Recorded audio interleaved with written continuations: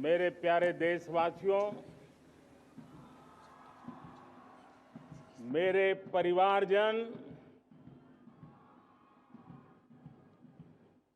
आज वो शुभ घड़ी है जब हम देश के लिए मर मिटने वाले,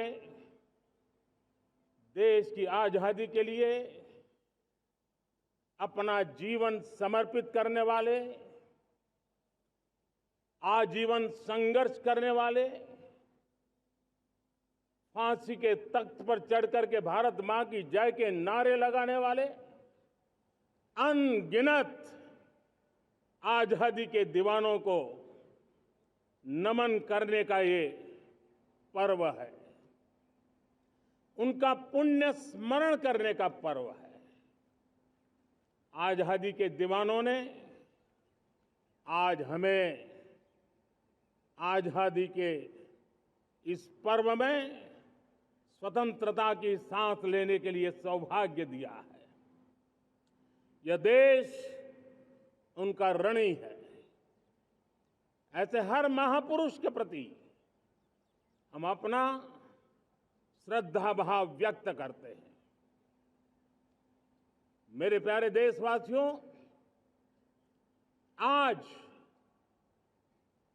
जो महानुभाव राष्ट्र रक्षा के लिए और राष्ट्र निर्माण के लिए पूरी लगन से, पूरी प्रतिबद्धता के साथ देश की रक्षा भी कर रहे हैं, देश को नई ऊंचाई पर ले जाने का प्रयास भी कर रहे हैं। चाहे वो हमारा किसान हो, हमारा जवान हो, हमारे नौजवानों का हौसला हो, हमारी माताओं बहनों का योगदान हो, दलित हो, पीड़ित हो, शोषित हो, वंचित हो, अभावों के बीच भी स्वतंत्रता के प्रति उसकी निष्ठा, लोकतंत्र के प्रति उसकी श्रद्धा, ये पूरे विश्व के लिए एक प्रेरक घटना है। मैं आज ऐसे सभी को आदरपूर्वक नमन करता हूं। प्यारे देशवासियों, इस वर्ष और पिछले कुछ वर्षों से प्राकृतिक आपदा के कारण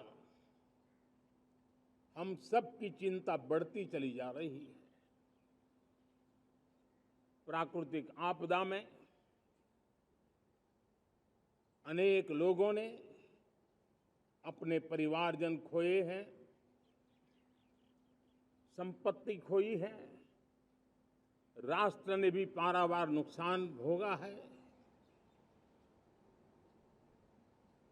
मैं आज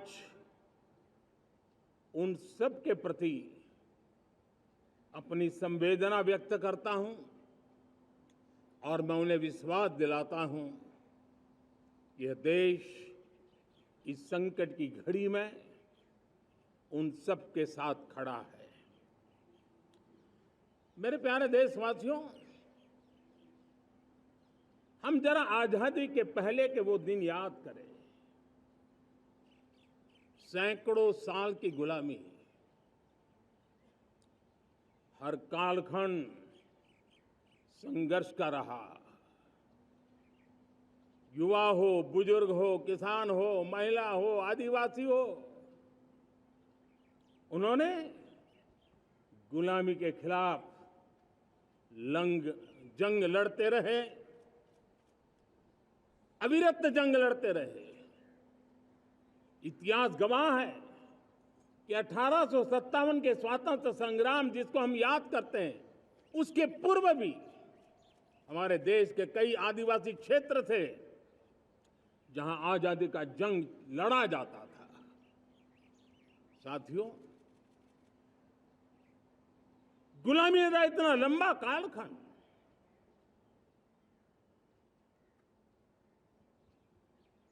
जुल्मी शासक अपरंपार यातनाएं, सामान्य से सामान्य मानवीयों का विश्वास तोड़ने की हर तरकीब है, उसके बावजूद भी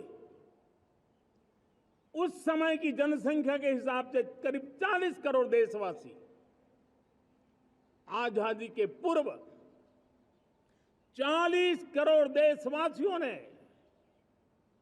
वो जज्बा दिखाया, वो सामर्थ्य दिखाया, वो एक सपना लेकर के चले, एक संकल्प लेकर के चलते रहे, जूझते रहे। एक ही स्वर था, वंदे मातरम। एक ही सपना था, भारत की आजादी का। 40 करोड़ देशवासियों ने, और हमें गर्व है कि हमारी रगों में उन्हीं का खून है, वो हमारे पूर्वज थे। सिर्फ 40 करोड़ लोगों ने दुनिया की महासत्ता को उखाड़ करके फेंक दिया था, गुलामी की जंजीरों को तोड़ दिया था। अगर हमारे पूर्वज, जिनका खून हमारी रगों में है, आज हम तो 140 करोड़ है। अगर 40 करोड़ गुलामी की बेड़ियों को तोड़ सकते हैं, अगर 40 करोड़ आजादी के सपने को पूर्ण कर सकते हैं, आजादी लेकर के रह सकते हैं, तो 140 करोड़ देश के मेरे नागरिक, 140 करोड़ मेरे परिवारजन अगर संकल्प लेकर के चल पड़ते हैं, एक दिशा निर्धारित करके चल पड़ते हैं, कदम से कदम मिलाकर, कंधे से कंधा मिलाकर अगर चल पड़ते हैं, तो चुनौतियां कितनी भी क्यों ना हो, अभाव की मात्रा कितनी ही तीव्र क्यों ना हो, संसाधनों के लिए जूझने की नौबत हो तो भी हर चुनौती को पार करते हुए हम समृद्ध भारत बना सकते हैं। हम 2047 विकसित भारत का लक्ष्य प्राप्त कर सकते हैं। अगर 40 करोड़ देशवासी अपने पुरुषार्थ से, अपने समर्पण से, अपने त्याग से, अपने बलिदान से आजादी दे सकते हैं, आजाद भारत बना सकते हैं, तो 140 करोड़ देशवासी उसी भाव से समृद्ध भारत भी बना सकते हैं।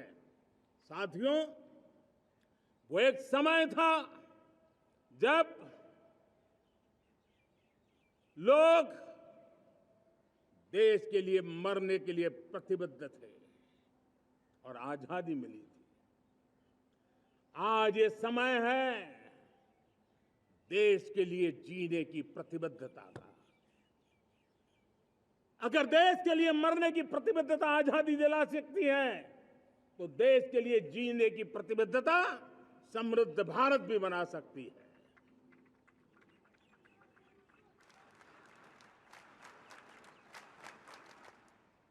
साथियों, विकसित भारत 2047 ये सिर्फ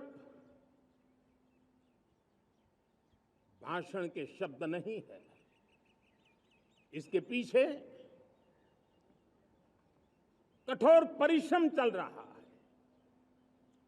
देश के कोटि कोटि जनों के सुझाव लिए जा रहे हैं और हमने देशवासियों से सुझाव मांगे और मुझे प्रसन्नता है कि मेरे देश के करोड़ों नागरिकों ने विकसित भारत 2047 के लिए अनगिनत सुझाव दिए हैं। हर देशवासी का सपना उसमें प्रतिबिंबित हो रहा है, हर देशवासी का संकल्प उसमें झलकता है। युवा हो, बुजुर्ग हो, गांव के लोग हो, शहर के लोग हो, किसान हो, कामदार हो, दलित हो, आदिवासी हो, पहाड़ों में रहने वाले लोग, शहरों में रहने वाले लोग हैं, हर किसी ने 2047 में जब देश आजादी का 100 साल मनाएगा तब तक विकसित भारत के लिए अनमोल सुझाव दिए हैं। और मैं जब इन सुझावों को देखता था मेरा मन प्रसन्न हो रहा था। उन्होंने क्या लिखा? कुछ लोगों ने कहा कि दुनिया का स्किल कैपिटल बनाने का सुझाव हमारे सामने रखा। 2047 विकसित भारत के लिए कुछ लोगों ने भारत को मैन्युफैक्चरिंग का ग्लोबल हब बनाने का सुझाव दिया। कुछ लोगों ने भारत की हमारी यूनिवर्सिटीज ग्लोबल बने इसके लिए सुझाव दिया। कुछ लोगों ने यह भी कहा कि क्या आजादी के इतने सालों के बाद हमारा मीडिया ग्लोबल नहीं होना चाहिए। कुछ लोगों ने यह भी कहा कि हमारा स्किल्ड युवा विश्व की पहली पसंद बनना चाहिए। कुछ लोगों ने सुझाव दिया भारत को जल्द से जल्द जीवन के हर क्षेत्र में आत्मनिर्भर बनना चाहिए। कई लोगों ने सुझाव दिया कि हमारे किसान जो मोटा अनाज पैदा करते हैं, जिसको हम श्री अन्न कहते हैं, उस सुपर फूड को दुनिया के हर डाइनिंग टेबल पर पहुंचाना है। हमें विश्व के पोषण को भी बल देना है और भारत के छोटे किसानों को भी मजबूती देनी है। कई लोगों ने सुझाव दिया कि देश में स्थानीय स्वराज की संस्थाओं से लेकर के अनेक इकाइयां हैं, उन सब में गवर्नेंस के रिफॉर्म की बहुत जरूरत है। कई लोगों ने लिखा कि न्याय के अंदर जो विलंब हो रहा है उसके प्रति चिंता जाहिर की और ये भी कहा कि हमारे देश में न्याय व्यवस्था में रिफॉर्म की बहुत बड़ी जरूरत है। कई लोगों ने लिखा कि कई ग्रीनफील्ड सिटीज बनाने की अब समय की मांग है। किसी ने बढ़ती हुई प्राकृतिक आपदाओं के बीच शासन प्रशासन में कैपेसिटी बिल्डिंग के लिए एक अभियान चलाने का सुझाव दिया। बहुत सारे लोगों ने यह सपना भी देखा है कि अंतरिक्ष में भारत का स्पेस स्टेशन जल्द से जल्द बनना चाहिए। किसी ने कहा भारत की जो पारंपरिक ट्रेडिशनल मेडिसिन है, हमारी औषधि है, दुनिया जब आज होलिस्टिक हेल्थ केयर की तरफ जा रही है तब हमें भारत की पारंपरिक औषधियां और वेलनेस हब के रूप में भारत को विकसित करना चाहिए। कोई कहते हैं कि अब देर नहीं होनी चाहिए, भारत जल्द से जल्द दुनिया की तीसरी सबसे बड़ी इकोनॉमी बनना चाहिए। साथियों, मैं इसलिए पढ़ रहा था कि मेरे देशवासियों ने सुझाव दिए, मेरे देश के सामान्य नागरिक ने ये सुझाव हमें दिए हैं। मैं समझता हूं जब देशवासियों की इतनी विशाल सोच हो, देशवासियों के इतने बड़े सपने हो, देशवासियों की इन बातों में जब संकल्प झलकते हो तब हमारे भीतर एक नया संकल्प दृढ़ बन जाता है, हमारे मन में आत्मविश्वास नई ऊंचाई पर पहुंच जाता है। और साथियों, देशवासियों का ये भरोसा सिर्फ कोई इंटेलेक्चुअल डिबेट नहीं है, ये भरोसा अनुभव से निकला हुआ है। ये विश्वास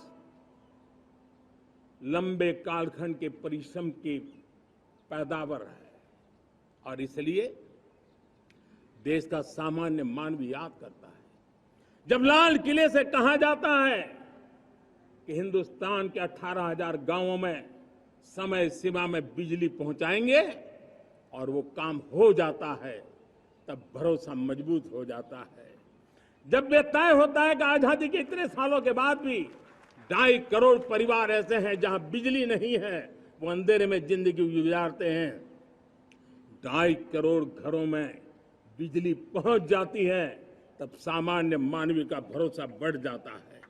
जब बारीकी से स्वच्छ भारत की बात कही जाए, तब इस देश के अग्रिम हरोर पंक्ति में बैठे हुए लोग हो, गांव के लोग हो, गरीब बस्ती में रहने वाले लोग हो, छोटे छोटे बच्चे हो, हर परिवार के अंदर स्वच्छता का वातावरण बन जाए, स्वच्छता की चर्चा हो, स्वच्छता के संदर्भ में एक दूसरे को रोक टोकने का निरंतर प्रयास चलता रहे। मैं समझता हूं कि ये भारत के अंदर आई हुई नई चेतना का प्रतिबिंब है। जब देश के सामने लाल किले से कहा जाए कि आज हमारे परिवारों में 3 करोड़ परिवार ऐसे हैं जिनके घर में नल से जल मिलता है, आवश्यक है हमारे इन परिवारों को पीने का शुद्ध पानी पहुंचे। जल जीवन मिशन के तहत इतने कम समय में नए 12 करोड़ परिवारों को जल जीवन मिशन के तहत नल से जल पहुंच रहा है। आज 15 करोड़ परिवार इसके लाभार्थी बन चुके हैं। हमारे कौन लोग वंचित थे इन व्यवस्थाओं से? कौन पीछे रह गए थे? समाज के अग्रिम पंक्ति के लोग इसके लिए अभाव में नहीं जीते थे। मेरे दलित, मेरे पीड़ित, मेरे शोषित, मेरे आदिवासी भाई बहन, मेरे गरीब भाई बहन, मेरे झुग्गी झोपड़ी में जिंदगी गुजारने वाले लोग, वही तो इन चीजों के अभाव में जी रहे थे। हमने अनेक ऐसे प्राथमिक आवश्यकताओं की पूर्ति के लिए जो प्रयास किया और उसका परिणाम हमारे इन सारे समाज के बंधुओं को मिला है। हमने वोकल फॉर लोकल का मंत्र दिया। आज मुझे खुशी है कि वोकल फॉर लोकल ने अर्थतंत्र के लिए एक नया मंत्र बन गया है। हर डिस्ट्रिक्ट अपनी पैदावार के लिए गर्व करने लगा है। 1 डिस्ट्रिक्ट 1 प्रोडक्ट का माहौल बना है। अब 1 डिस्ट्रिक्ट 1 प्रोडक्ट को 1 डिस्ट्रिक्ट का 1 प्रोडक्ट एक्सपोर्ट कैसे हो, उस दिशा में हर जिले सोचने लगे हैं। रिन्यूएबल एनर्जी का संकल्प लिया था। G20 समूह के देशों ने जितना किया है उससे ज्यादा भारत ने किया है और भारत ने ऊर्जा के क्षेत्र में आत्मनिर्भर बनने के लिए, ग्लोबल वार्मिंग की चिंताओं से मुक्ति पाने के लिए हमने काम किया है। साथियों, देश गर्व करता है आज जब फिनटेक की सफलता को लेकर पूरा विश्व भारत से कुछ सीखना समझना चाहता है, तब हमारा गर्व और बढ़ जाता है। साथियों, हम कैसे भूल सकते हैं कोरोना के वो संकट काल। विश्व में सबसे तेज गति से करोड़ों लोगों को वैक्सीनेशन का काम हमारे इसी देशों में हुआ। यही देश हैं जो कभी आतताई आतंकवादी हमें आकर के मार के चले जाते थे। जब देश की सेना सर्जिकल स्ट्राइक करती है, जब देश की सेना एयर स्ट्राइक करती है, तो देश के नौजवानों का सीना ऊंचा हो जाता है, तन जाता है, गर्व से भर जाता है। और यही बातें हैं जो आज 140 करोड़ देशवासियों का मन गर्व से भरा हुआ है, आत्मविश्वास से भरा हुआ है। साथियों, इन सारी बातों के लिए एक सुविचारित प्रयास हुआ है। रिफॉर्म की परंपरा को सामर्थ्य दिया गया है।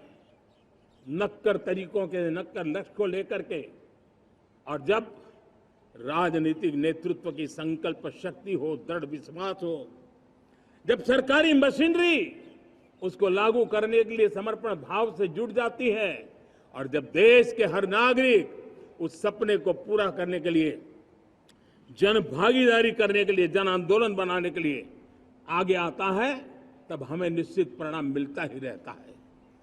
मेरे प्यारे देशवासियों, हम ये न भूलें कि इस देश उस परिस्थितियों से भी दशकों तक भी आजादी के बाद समय बिताया है, जब होती है, चलती है, अरे यार ये तो चलेगा, अरे हमें क्या मेहनत करने की जरूरत है, अरे मामला है अगली पीढ़ी दिखेगी, अरे हमको मौका मिला है यार, मौज कर लो, आगे वाला आगे का जाने, हमें क्या कर रहा है, हम अपना समय निकाल दें, अरे नया करने जाओगे कोई बवाल उठ जाए। पता नहीं क्यों देश में स्टेटस को का माहौल बन गया था। जो है उसी से गुजारा कर लो, यही का माहौल बन गया था।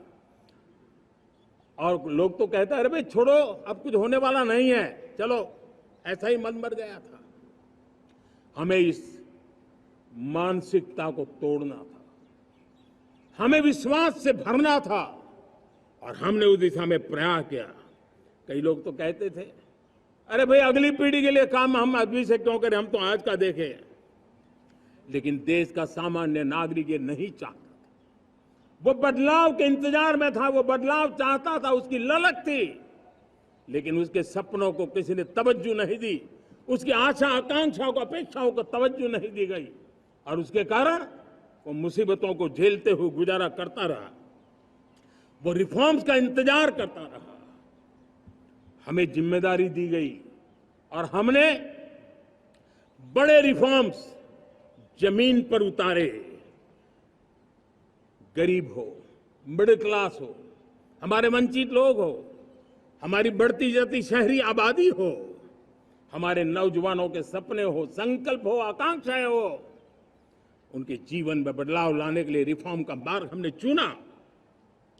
और मैं देशवासियों को विश्वास दिलाना चाहता हूं, रिफॉर्म के प्रति हमारी जो प्रतिबद्धता है वो पिंक पेपर के एडिटोरियल के लिए सीमित नहीं है। हमारे रिफॉर्म्स की ये प्रतिबद्धता है, वो 4 दिन की वाहवाही के लिए नहीं है। हमारी रिफॉर्म्स की प्रक्रिया किसी मजबूरी में नहीं है, देश को मजबूती देने के इरादे से है। और इसलिए मैं आज कह सकता हूं, रिफॉर्म का हमारा मार्ग एक प्रकार से ग्रोथ की ब्लूप्रिंट बनी हुई है। ये हमारा रिफॉर्म, ये ग्रोथ, ये बदलाव, ये सिर्फ डिबेट क्लब के लिए, इंटेलेक्चुअल सोसाइटी के लिए, एक्सपर्ट लोगों के लिए सिर्फ चर्चा का विषय नहीं है। साथियों, हमने राजनीतिक मजबूरी के कारण नहीं किया है। हम जो कुछ भी कर रहे हैं वो राजनीति का भागा गुणा करके नहीं सोचते हैं। हमारा एक ही संकल्प होता है, नेशन फर्स्ट, नेशन फर्स्ट, राष्ट्रहित सुप्रीम, ये मेरा भारत महान बने, इसी संकल्प को लेकर के हम कदम उठाते हैं। साथियों, जब रिफॉर्म की बात आती है, एक लंबा परिवेश है। अगर मैं उसकी चर्चा में चला जाऊंगा तो शायद घंटों निकल जाएंगे, लेकिन मैं एक छोटा सा उदाहरण देना चाहता हूं। बैंकिंग क्षेत्र में जो रिफॉर्म हुआ, आप सोचिए बैंकिंग क्षेत्र का क्या हाल था। न विकास होता था, न विस्तार होता था, न विश्वास बढ़ता था। इतना ही नहीं, जिस प्रकार की कारनामे चले उसके कारण हमारे बैंक संकटों से गुजर रहे थे। हमने बैंकिंग सेक्टर को मजबूत बनाने के लिए अनेकविध रिफॉर्म्स किए और आज उसका कारण हमारी बैंक विश्व में जो इन्हीं गुनी मजबूत बैंकें हैं उसमें भारतीय बैंकों ने अपना स्थान बनाया है। और जब बैंक मजबूत होती है ना, तब फॉर्मल इकोनॉमी की ताकत भी बढ़ती है। जब बैंक की व्यवस्था बन जाती है, जब सामान्य खास करके मध्यम वर्ग के परिवार की जो रिक्वायरमेंट होती है उसको पूरा करने की सबसे बड़ी ताकत बैंकिंग सेक्टर में होती है। अगर उसको होम लोन चाहिए, उसको व्हीकल का लोन चाहिए, मेरे किसान को ट्रैक्टर के लिए लोन चाहिए, मेरे नौजवानों को स्टार्टअप के लिए लोन चाहिए, मेरे नौजवानों को कभी पढ़ने के लिए, एजुकेशन के लिए लोन चाहिए, किसी को विदेश जाने के लिए लोन चाहिए, ये सारी बातें उसे संभव होती है। मुझे तो खुशी है कि मेरे पशुपालक भी, मेरे मछली पालन करने वाले भाई बहन भी आज बैंकों से लाभ ले रहे हैं। मुझे खुशी है मेरे रेहड़ी पटरी वाले लाखों भाई बहन आज बैंक से साथ जुड़ करके अपनी नई ऊंचाइयों को प्राप्त कर रहे हैं और विकास की दिशा में वो भागीदार बन रहे हैं। हमारे एमएसएमई, हमारे लघु उद्योग के लिए तो बैंक एक सबसे बड़ी सहायक होती है। उसको रोजमर्रा पैसों की जरूरत होती है अपने नित्य मर्जी पर प्रगति के लिए, और उस काम को हमारी मजबूत बैंकों के कारण संभव हुआ है। साथियों, दुर्भाग्य से हमारे देश में आजादी तो मिली, लेकिन लोगों को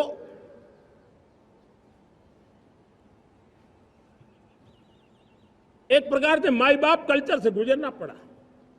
सरकार के पास मांगते रहो, सरकार के पास हाथ फैलाते रहो, किसी की सिफारिश के लिए रास्ते खोजते रहो, वही कल्चर डेवलप हुआ था। आज हमने गवर्नेंस के इस मॉडल को बदला है। आज सरकार खुद लाभार्थी हितार्थी के पास जाती है।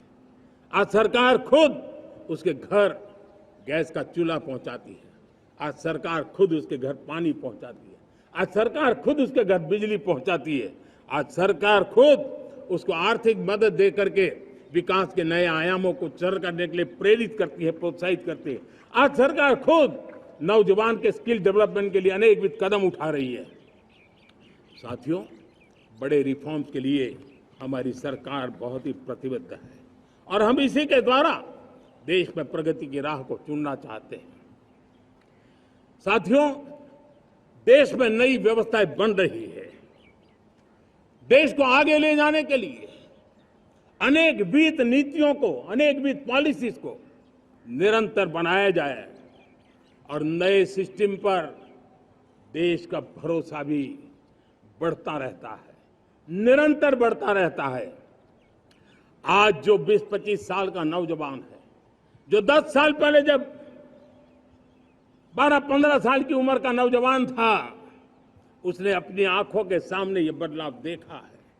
10 साल के भीतर भीतर उसके सपनों को आकार मिला है, धार मिली है और उसके आत्मविश्वास में एक नई चेतना जगी है और वही देश का एक नया सामर्थ्य के रूप में उभरना है।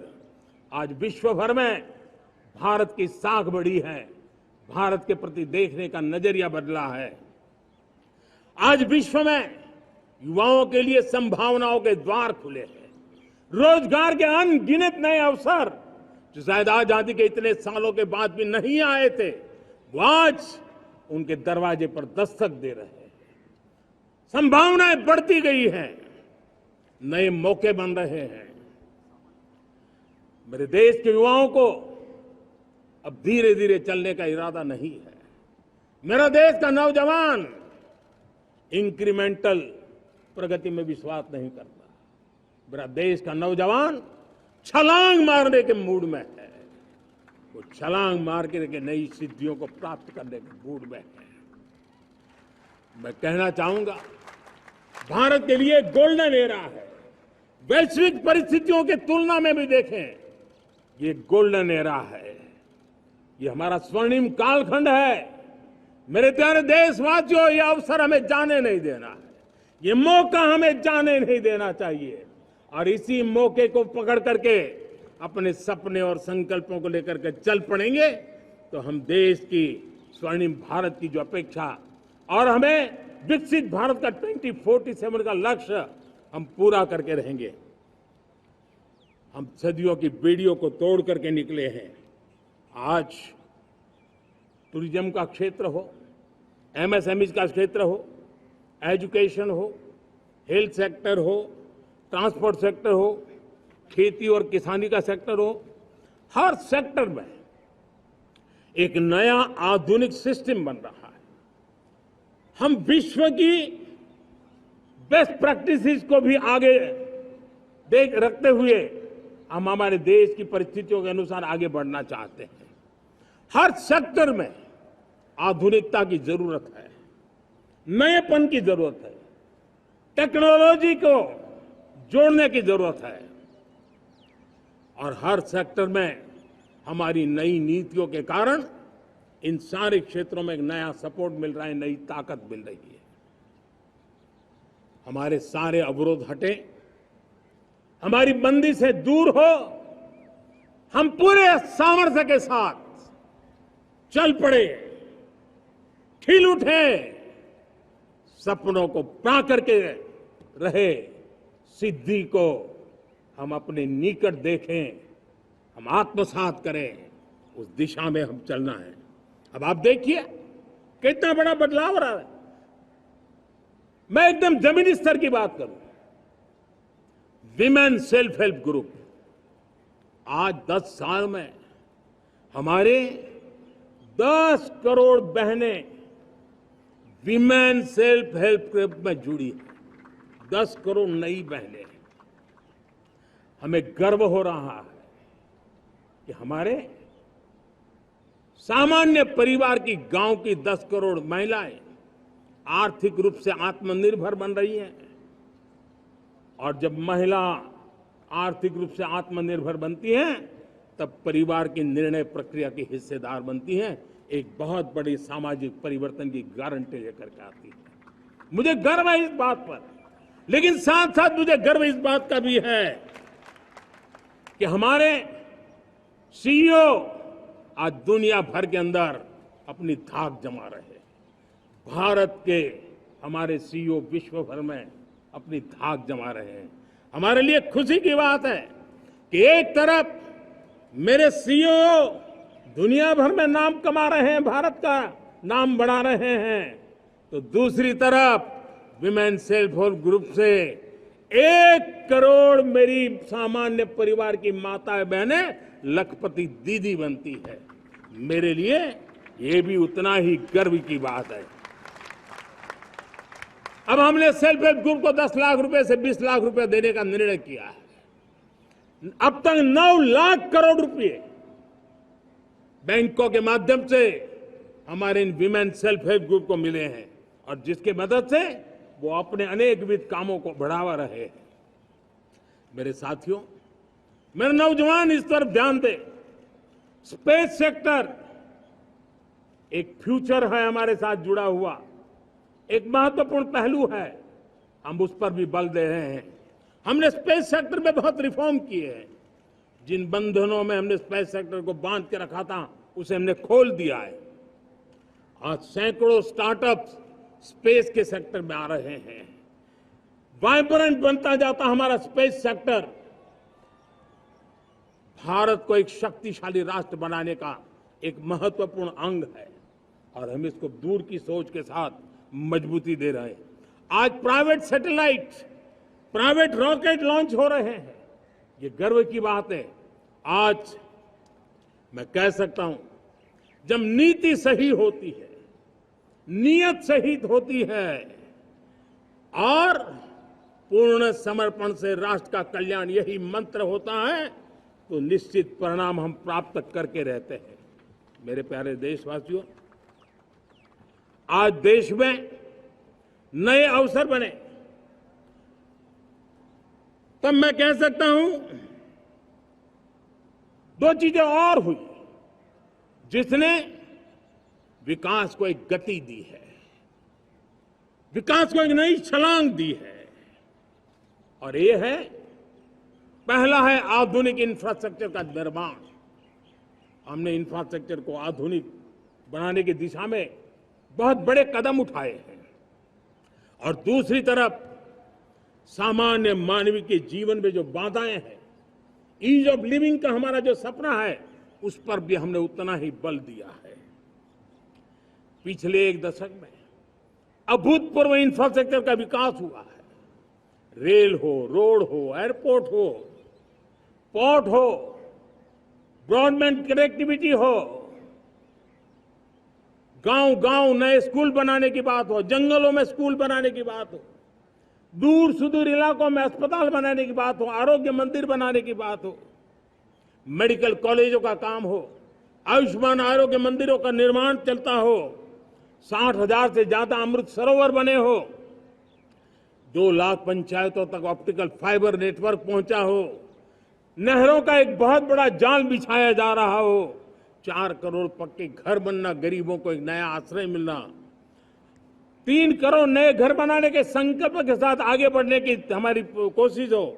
हमारा पूर्वी भारत, नॉर्थ ईस्ट, उसका इलाका आज इंफ्रास्ट्रक्चर के लिए जाने जाना लगा है। और हमने ये जो कायाकल्प किया है, उसका सबसे बड़ा लाभ समाज के उन वर्गों तक हम पहुंचे हैं जो ग्रामीण सड़कें वहां बनी है जिनकी तरफ कोई देखता नहीं था, जिस इलाकों को नहीं देखता था, जिन गांवों को नहीं देखता था। दलित हो, पीड़ित हो, शोषित हो, वंचित हो, पिछड़े हो, आदिवासी हो, जंगल में रहने वाले हो, दूर सुदूर पहाड़ों में रहने वाले हो, सीमावर्ती स्थान पर रहने वाले हो, हमने उनकी आवश्यकता की पूर्ति की है। हमारे मछुआरे भाई बहनों की आवश्यकताओं को पूरा करना, हमारे पशुपालकों के जीवन को बदलना, एक प्रकार से सर्वांगीण विकास का प्रयास हमारी नीतियों में रहा, हमारी नीयत में रहा है, हमारे रिफॉर्म में रहा है, हमारे कार्यक्रमों में रहा है, हमारी कार्यशैली में रहा है। और उस सबसे बड़ा लाभ मेरे युवाओं को होता है। उनको नए नए अवसर मिलते हैं, नए नए क्षेत्र में कदम रखने का उसके लिए संभावनाएं बन जाती है, और वही तो सबसे ज्यादा रोजगार दे रहा है। और सबसे ज्यादा रोजगार प्राप्त करने का अवसर इन्हीं समय में उनको मिला है। हमारा जो मध्यम वर्गीय परिवार है, मध्यम वर्गीय परिवार को क्वालिटी ऑफ लाइफ, वो स्वाभाविक उसकी अपेक्षा रहती है। वो देश के लिए बहुत देता है, तो देश का भी दायित्व है कि उसकी जो क्वालिटी ऑफ लाइफ पे जो उसकी अपेक्षाएं हैं, सरकार की कठिनाइयों से मुक्ति की उसकी जो अपेक्षाएं हैं, उसको पूर्ण करने के लिए हम निरंतर प्रयास करते हैं। और मैंने तो सपना देखा है कि 2047 जब विकसित भारत का सपना होगा, तो उसकी एक इकाई ये भी होगी कि सामान्य मानव के जीवन में सरकार की दखलें कम हो, जहां सरकार की जरूरत हो वहां अभाव न हो, और जहां सरकार की बेकारण प्रभाव भी न हो, इस प्रकार की व्यवस्था पर हम प्रतिबद्ध हैं। मेरे प्यारे देशवासियों, हम छोटी छोटी जरूरतों पर भी ध्यान देते हैं, हम छोटी छोटी आवश्यकताओं पर ध्यान देते हैं और उसको लेकर हम चलते हैं। चाहे हमारे गरीब का घर का चूल्हा जलता रहे, गरीब की मां को कभी आंसू पी करके सोना न पड़े, और इसके लिए मुफ्त इलाज की योजना हमारी चल रही है। बिजली, पानी, गैस अब सैचुरेशन के मूड पर है, और जब हम सैचुरेशन की बात करते हैं वो 100% होता है। जब सैचुरेशन होता है तो उसको जातिवाद का रंग नहीं लगता है। जब सैचुरेशन होता है तो उसमें पांथिकता का रंग नहीं लगता है। जब सैचुरेशन का मंत्र होता है तब सच्चे अर्थ में सबका साथ सबका विकास का मंत्र साकार होता है। लोगों के जीवन में सरकार की दखल कम हो, उस दिशा में हमने हजारों कंप्लायंसेस के लिए सरकार सामान्य मानवी पर बोझ डालती थी, उन सारे कंप्लायंसेस को दूर किया। हमने देशवासियों के लिए 1,500 से ज्यादा कानूनों को खत्म कर दिया, ताकि कानूनों की जंजाल के अंदर देशवासियों को फंसना न पड़े। हमने छोटी छोटी गलतियों के कारण ऐसे कानून बने थे, उनको जेल में अंदर धकेल दिया जाए। हमने उन छोटे छोटे कारणों से जेल जाने के जो परंपराएं थी, उन सारे कानूनों को नष्ट कर दिया, और उसको कानूनों को जेल भेजने के प्रावधान को व्यवस्था से बाहर कर दिया है। आज हमने जो आजादी की विरासत के गर्व की बात हम जो करते हैं, सदियों से हमारे पास जो क्रिमिनल लॉ थे, आज हमने उसको नए क्रिमिनल लॉ, जिसको हमने न्याय संहिता के रूप में, और जिसके मूल में दंड नहीं पर नागरिक को न्याय, इस भाव को हमने प्रबल बनाया है। ईज ऑफ लिविंग बनाने के लिए देशव्यापी मिशन में काम करें। हर लेवल पर मैं सरकार के प्रतिनिधियों का आह्वान करता हूं। मैं जनप्रतिनिधि, वो किसी भी दल के क्यों न हो, किसी भी राज्य के क्यों न हो, सबसे आग्रह करता हूं कि हमने एक मिशन मोड में ईज ऑफ लिविंग के लिए कदम उठाने चाहिए। मैं हमारे युवाओं को, प्रोफेशनल्स को, सबको मैं कहना चाहता हूं, आप अपने स्थान पर जहां पर आपको छोटी छोटी दिक्कतें होती है, आप उसके सॉल्यूशन को लेकर के सरकार को चिट्ठी लिखते रहिए। सरकार को बताइए कि बिना कारण की कठिनाई आए उसको दूर करने से कोई नुकसान नहीं है। मैं पक्का मानता हूं आज सरकारें संवेदनशील है। हर सरकार, स्थानीय स्वराज्य की संस्था होगी या राज्य सरकार होगी या केंद्र सरकार होगी, उसको तवज्जो देगी। गवर्नेंस में रिफॉर्म्स, ये हमें विकसित भारत 2047 के सपने के लिए हमने उसको जोर लगा करके आगे बढ़ाना होगा, ताकि सामान्य मानवी के जीवन में अवकाश ही अवकाश पैदा हो, रुकावटें खत्म होती चली जाए। नागरिकों का डिग्निटी ऑफ सिटीजन, नागरिकों के जीवन में सम्मान मिले। डिलीवरी के संबंध में कभी किसी को ये कहने की नौबत ना आया कि ये तो मेरा हक था कि मुझे मिला नहीं, उसको खोजना न पड़े।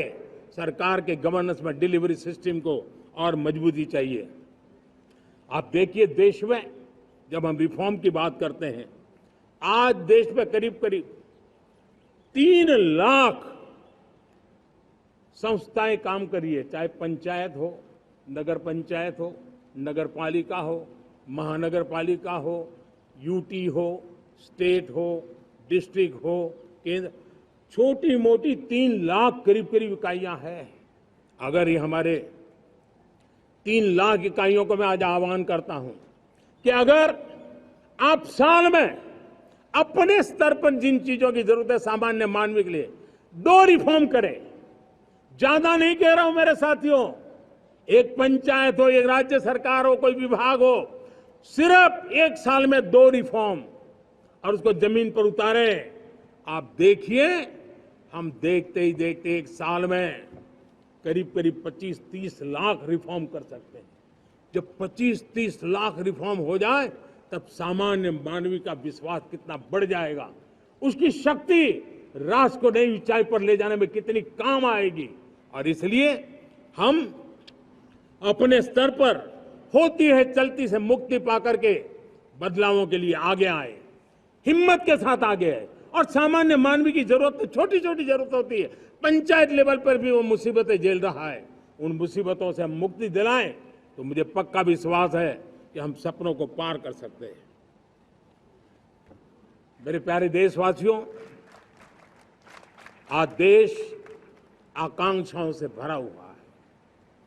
हमारे देश का नौजवान नई सिद्धियों को चूमना चाहता है, नए नए शिखरों पर वो कदम रखना चाहता है। और इसलिए हमारी कोशिश है हर सेक्टर में कार्य को हम गति दें, तेज गति दें। और उसके द्वारा पहले हम हर सेक्टर में नए अवसर पैदा करें। दूसरा, ये बदलती हुई व्यवस्थाओं के लिए जो सपोर्टिव इंफ्रास्ट्रक्चर चाहिए, उन इंफ्रास्ट्रक्चर पर हम बदलाव के मजबूती देने की दिशा में काम करें। और तीसरी बात है, नागरिकों की मूलभूत सुविधाओं के विषय में हम प्राथमिकता दें, उसको बल दें। इन तीनों भारत में एक एस्पिरेशनल सोसाइटी का निर्माण किया है और उसके परिणाम स्वरूप आज समाज खुद एक विश्वास से भरा हुआ है। हमारे देशवासियों की आकांक्षा है, उनके एस्पिरेशंस, हमारे नौजवानों की ऊर्जा, हमारे देश के सामर्थ्य के साथ जोड़ करके हम आगे बढ़ने की एक ललक लेकर के चल रहे हैं। मुझे विश्वास है रोजगार और स्वरोजगार नए रिकॉर्ड के अवसर पर हम काम किया है। प्रति व्यक्ति आज आय दोगुनी करने में हम सफल हुए हैं। ग्लोबल ग्रोथ में भारत का योगदान बड़ा है। भारत का एक्सपोर्ट लगातार बढ़ रहा है। विदेशी मुद्रा भंडार लगातार बढ़ा हुआ है, पहले से 2 गुना पहुंचा है। ग्लोबल संस्थानों का भारत के प्रति भरोसा बढ़ा है। मुझे विश्वास है भारत की दिशा सही है, भारत की गति तेज है और भारत के सपनों में सामर्थ्य है। लेकिन इन सबके साथ संवेदनशीलता का हमारा मार्ग हमारे लिए ऊर्जा में एक नई चेतना भरता है। मम भाव हमारे कार्य की शैली है। समभाव भी चाहिए, मम भाव भी चाहिए, उसको लेकर के हम चल रहे हैं। साथियों, मैं जब कोरोना काल को याद करता हूं, कोरोना की वैश्विक महामारी के बीच सबसे तेजी से इकोनॉमी को बेहतर बनाने वाला कोई देश है तो वो देश भारत है। तब लगता है कि हमारी दिशा सही है। जब जात पात मत पंथ ऊपर उठकर हर घर तिरंगा फहराया जाता है, तब लगता है देश की दिशा सही है। आज पूरा देश तिरंगा है, हर घर तिरंगा है। न कोई जात है, न कोई पात है, न कोई ऊंच है, न कोई नीच है, सभी भारतीय है। यही तो हमारी दिशा की ताकत है। जब हम 25 करोड़ लोगों को गरीबी से बाहर निकालते हैं, तब हमारा विश्वास पक्का हो जाता है कि हमने गति को बराबर मेंटेन किया है और सपनों को साकार करना दूर नहीं है। जब 100 से अधिक आकांक्षी जिले अपने अपने राज्य के अच्छे जिलों की स्पर्धा कर रहे हैं, बराबरी करने लगे हैं, तो हमें लगता है कि हमारी दिशा और गति दोनों सामर्थ्यवान है। जब हमारे उन आदिवासी साथियों को वो मदद मिलती है, पीएम जनमन के द्वारा उनको जो योजनाएं पहुंची थी, आबादी बहुत छोटी है, लेकिन बहुत दूर सुदूर इलाकों में छुटपुट परिवार रहते हैं, हमने उनको खोज के निकाला है, उनके लिए चिंता की है। तब लगता है कि संवेदनशीलता से जब काम करते हैं तब संतोष कितना मिलता है। वर्किंग वुमेन के लिए पेड मैटरनिटी लीव 12 हफ्ते से बढ़ा करके 26 हफ्ते कर देते हैं। तब सिर्फ नारी का सम्मान ही करते इतना नहीं है, नारी के प्रति संवेदनशील भाव से निर्णय करते इतना नहीं, लेकिन उसके गोद में जो बच्चा पला है ना, उसको एक उत्तम नागरिक बनाने के लिए मां की जो जरूरत है उसमें सरकार रुकावट न बने, इस संवेदनशील भावना से उस निर्णय को हम करते हैं। जब मेरे दिव्यांग भाई बहन भारतीय साइन लैंग्वेज की बात हो या तो सुगम्य भारत का अभियान हो, उसको लगता है कि अब मेरी भी डिग्निटी है, मेरे प्रति देश के नागरिक सम्मान के भाव से देखता है। और पैरालंपिक में तो हमारे खिलाड़ी नई नई ताकत दिखाने लगे हैं। तब लगता है कि ये जो मेरा मम भाव है, हम सबका मम भाव है, उसकी ताकत नजर आती है। हमारे ट्रांसजेंडर समाज के प्रति हम जिस संवेदना के साथ निर्णय बना रहे हैं, हम नए नए कानून बना रहे हैं, उनको सम्मान का जीवन देने के लिए हम प्रयास कर रहे हैं, तब बदलाव की हमारी दिशा सही दिखता है। सेवा भाव से किए गए इन कामों का, जो त्रिविध मार्गों से हम चले हुए, इन कामों का एक सीधा सीधा लाभ आज उसके परिणाम के रूप में हमें नजर आ रहा है। 60 साल बाद लगातार तीसरी बार आपने हमें देश सेवा का मौका दिया है। मेरे 140 करोड़ देशवासी, आपने जो आशीर्वाद दिए हैं, उस आशीर्वाद में मेरे लिए एक ही संदेश है, जन जन की सेवा, हर परिवार की सेवा, हर क्षेत्र की सेवा, और सेवा भाव से समाज की शक्ति को साथ लेकर के विकास की नई ऊंचाइयों पर पहुंचना।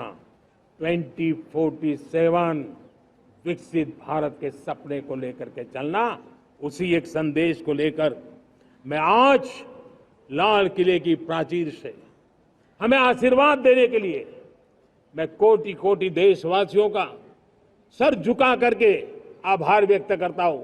मैं उनके प्रति नतमस्तक होता हूं और मैं उनको विश्वास दिलाता हूं कि हमें नई ऊंचाइयों को नए जोश के साथ आगे बढ़ना है। हमें सिर्फ जो हो गया है वो संतोष मान करके बैठने वाले हम लोग नहीं हैं, वो हमारे संस्कार में नहीं है।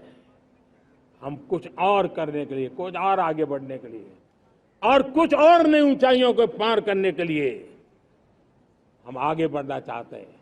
विकास को, समृद्धि को, सपनों को साकार करने को, संकल्प को लिए जीवन खपाने को हम अपना स्वभाव बनाना चाहते हैं, देशवासियों का स्वभाव बनाना चाहते हैं।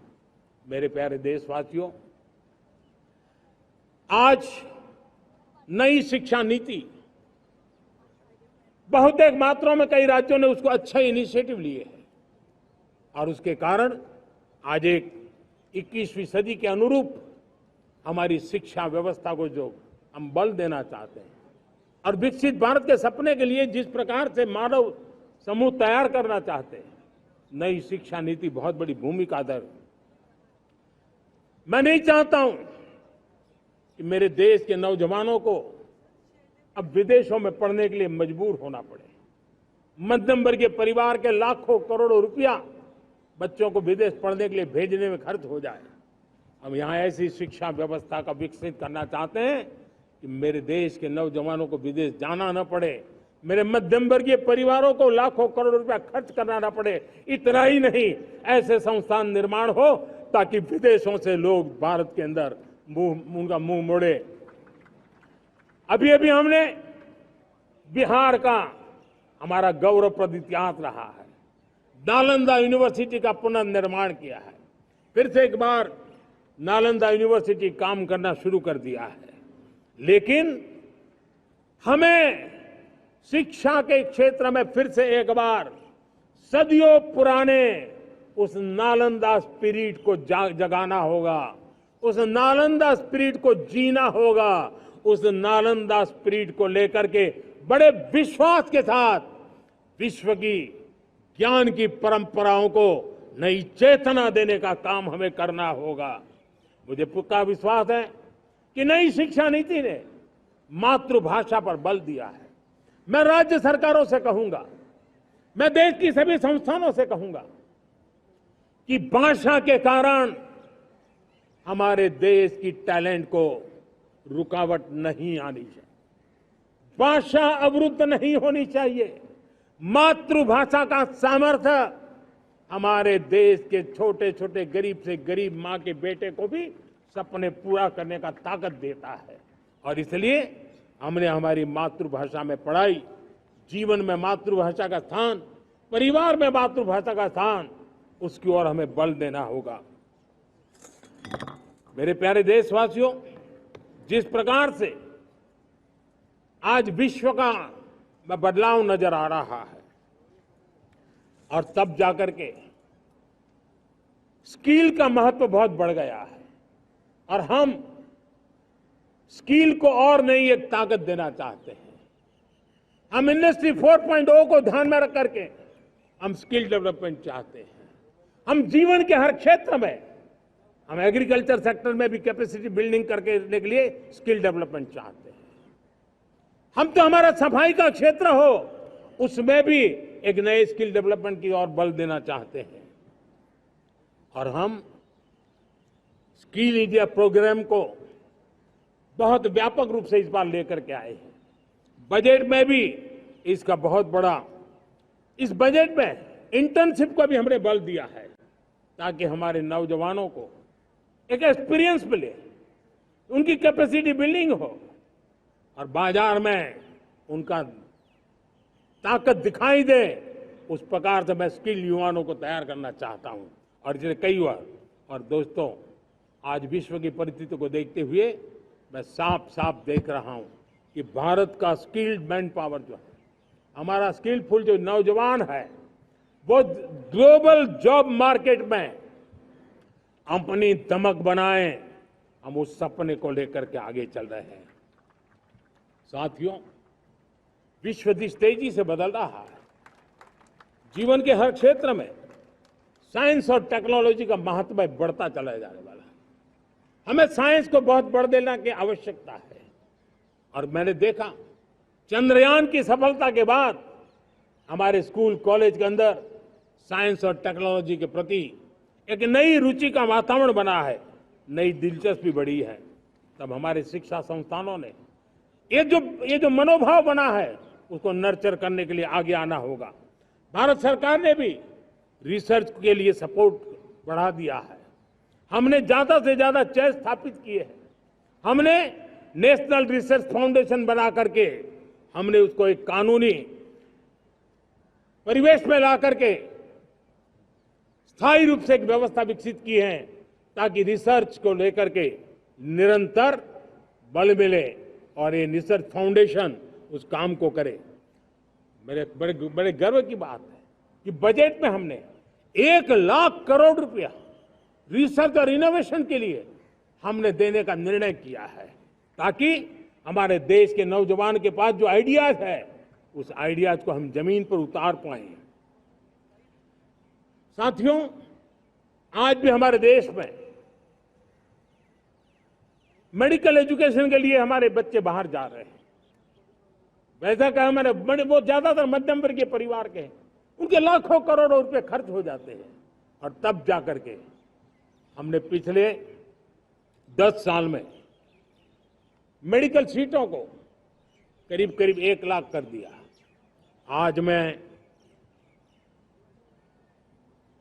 करीब करीब 25,000 युवा हर साल विदेश में मेडिकल एजुकेशन के लिए जाते हैं और ऐसे ऐसे देश में जाना पड़ रहा है। कभी कभी तो मैं सुनता हूं तो हैरान हो जाता हूं। और इसलिए हमने तय किया है कि अगले 5 साल में मेडिकल लाइन में 75,000 नई सीटें बनाई जाएगी।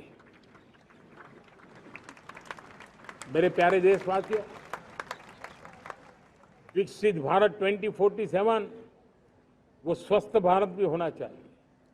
और जब स्वस्थ भारत हो तो आज जो बच्चे हैं उनके पोषण पर आज से ही ध्यान देने की जरूरत है।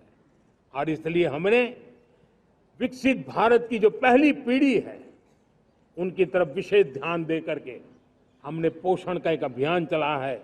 हमने राष्ट्रीय पोषण मिशन शुरू किया है। पोषण को हमने प्राथमिकता दी है। मेरे प्यारे देशवासियों, हमारी कृषि व्यवस्था को ट्रांसफॉर्म करना बहुत जरूरी है। समय की मांग है। हम सदियों से जिस परंपरा में दबे हुए हैं, जकड़े हुए हैं, उससे मुक्ति पानी होगी और हमारे किसानों को उसके लिए हम मदद भी दे रहे हैं। हम उसको ट्रांसफॉर्म करने की दिशा में लगातार काम करते आए हैं। आज आसान ऋण दे रहे हैं किसानों को, टेक्नोलॉजी की मदद दे रहे हैं। किसान जो पैदावार करता है उसको वैल्यू एडिशन के लिए हम काम कर रहे हैं। उसके लिए मार्केटिंग के लिए पूरा प्रबंध करते हैं ताकि उसको एंड टू एंड हर जगह पे हैंड होल्डिंग की व्यवस्था हो। उस दिशा में हम काम कर रहे हैं। आज जब धरती माता के प्रति सारा विश्व चिंतित है, जिस प्रकार से उर्वरक के कारण हमारी धरती माता की शहद दिनों दिन बिगड़ता जा रही है, हमारी धरती माता की उत्पादकता क्षमता खत्म होती चली जा रही है, कम होती चली जा रही है। और उस समय मैं मेरे देश के लाखों किसानों का आभार व्यक्त करना चाहता हूं जिन्होंने प्राकृतिक खेती का रास्ता चुना है और हमारी धरती माता की सेवा करने का भी उन्होंने बीड़ा उठाया है। और इस बार बजट में भी हमने प्राकृतिक खेती को बल देने के लिए बहुत बड़ी योजनाओं के साथ बहुत बड़ा बजट में प्रावधान किया है। मेरे प्यारे देशवासियों, आज दुनिया की स्थिति में देखता हूं, पूरा विश्व होलिस्टिक हेल्थ केयर की तरफ मुड़ रहा है और तब उनको ऑर्गेनिक फूड ये उनकी प्रथम पसंद बनी है। आज विश्व के लिए ऑर्गेनिक फूड का अगर कोई फूड बास्केट बन सकता है तो मेरे देश का किसान बना सकता है, मेरा देश बन सकता है। और इसलिए हम आने वाले दिनों में उस सपने को लेकर के आगे चलना चाहते हैं ताकि ऑर्गेनिक फूड की जो विश्व की मांग है, उस ऑर्गेनिक फूड का बास्केट हमारा देश कैसे बने, किसानों का जीवन आसान बने, गांव में टॉप क्लास इंटरनेट कनेक्टिविटी मिले, किसानों को स्वास्थ्य सुविधाएं मिले, किसान के बच्चों को पढ़ने के लिए स्मार्ट स्कूल अवेलेबल हो, किसान के बच्चों को रोजगार उपलब्ध हो। छोटी छोटे खेती के टुकड़ों पर पूरा परिवार आज जीना बड़ा मुश्किल हो रहा है, तब उनके नौजवानों के लिए वो स्किल मिले ताकि उनके नए रोजगार मिले, नए आय के साधन बने। इसका एक कॉम्प्रिहेंसिव प्रयास हम कर रहे हैं। बीते वर्षों में वुमेन लेड डेवलपमेंट मॉडल पर हमने काम किया है। इनोवेशन हो, एम्प्लॉयमेंट हो, एंटरप्रेन्योरशिप हो, हर सेक्टर में महिलाओं के कदम बढ़ते जा रहे हैं। महिलाएं सिर्फ भागीदारी बढ़ा रही है ऐसा नहीं, महिलाएं नेतृत्व दे रही है। आज अनेक क्षेत्रों में, आज हमारे रक्षा क्षेत्र में देखिए, हमारा एयरफोर्स हो, हमारी आर्मी हो, हमारी नेवी हो, हमारा स्पेस सेक्टर हो, आज हमारी महिलाओं का हम दमखम देख रहे हैं देश के लिए। लेकिन दूसरी तरफ कुछ चिंता की बातें भी आती हैं और मैं आज लाल किले से फिर बार एक अपनी पीड़ा व्यक्त करना चाहता हूं। एक समाज के नाते हमें गंभीरता से सोचना होगा। कि हमारी माताओं, बहनों, बेटियों के प्रति जो अत्याचार हो रहे हैं, उसके प्रति देश का आक्रोश है, जन सामान्य का आक्रोश है। इस आक्रोश को मैं महसूस कर रहा हूं। इसको देश को, समाज को, हमारी राज्य सरकारों को गंभीरता से लेना होगा। महिलाओं के विरुद्ध अपराधों की जल्द से जल्द जांच हो, राक्षसी कृत्य करने वालों को जल्द से जल्द कड़ी सजा हो, वो समाज में विश्वास पैदा करने के लिए जरूरी है। मैं ये भी बताना चाहूंगा कि जब बलात्कार की या महिलाओं पर अत्याचार की घटनाएं घटती हैं तो उसकी बहुत चर्चा होती है, बहुत प्रचार होता है, मीडिया में छाया रहता है। लेकिन जब ऐसे राक्षसी मनोवृत्ति व्यक्ति को सजा होती है तो वो खबरों में कहीं नजर नहीं आती है, कोने में कहीं पड़ा रहता है। अब समय की मांग है कि जिनको सजा होती है उसकी व्यापक चर्चा हो, ताकि ऐसा पाप करने वालों को भी डर पैदा हो कि ये पाप करने की हालत ये होती है कि फांसी पर लटकना पड़ता है। और मुझे लगता है कि ये डर पैदा करना बहुत जरूरी है। मेरे प्यारे देशवासियों, हमारे देश में ऐसी एक आदत बन गई थी स्वभाव से, हम देश को कम आंकना, देश के प्रति गौरव के भाव का अभाव होना, ये पता नहीं क्यों हमारे जहन में घुस गया था। और हम तो कभी कभी तो लेट आए तो कहते थे इंडियन टाइम, शर्म के साथ हम बोल देते थे। देश को इन चीजों से हमने बाहर लाने में सफलता पाई है।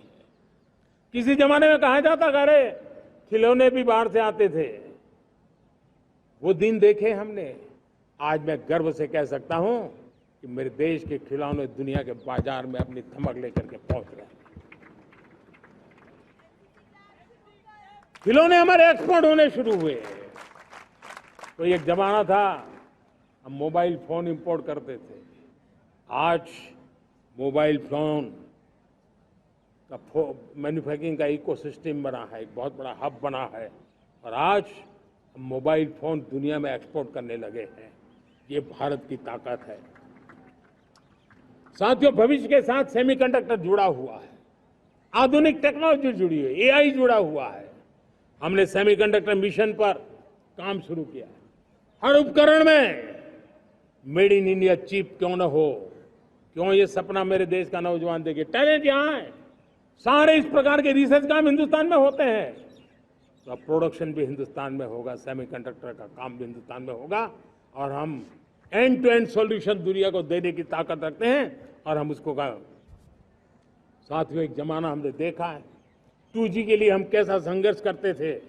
आज हर उपकरण में हम देख रहे हैं, हम तेजी से आगे बढ़े। और 5G जिस तेजी से पूरे देश में रोल आउट हुआ, हिंदुस्तान के करीब करीब सभी क्षेत्रों में 5G पहुंच गया। वो विश्व में तेज गति से 5G पहुंचाने में हम आगे रहे। और देश साथियों, मैंने कहा हम रुकने वाले नहीं हैं। 5G पे रुक जाना हमें मंजूर नहीं है। हम 6G पर अभी से मिशन मोड में काम कर रहे हैं, और विश्व में हम उसमें भी अपनी धमक जमाएंगे, ये मैं विश्वास से कहता हूं। मेरे प्यारे साथियों, डिफेंस सेक्टर, हमारी आदत हो गई थी डिफेंस बजट कितना ही क्यों न हो, लेकिन कभी कोई सोचता नहीं था कि डिफेंस बजट बढ़ा तो जाता कहां है। डिफेंस बजट विदेशों से खरीदी में चला जाता था।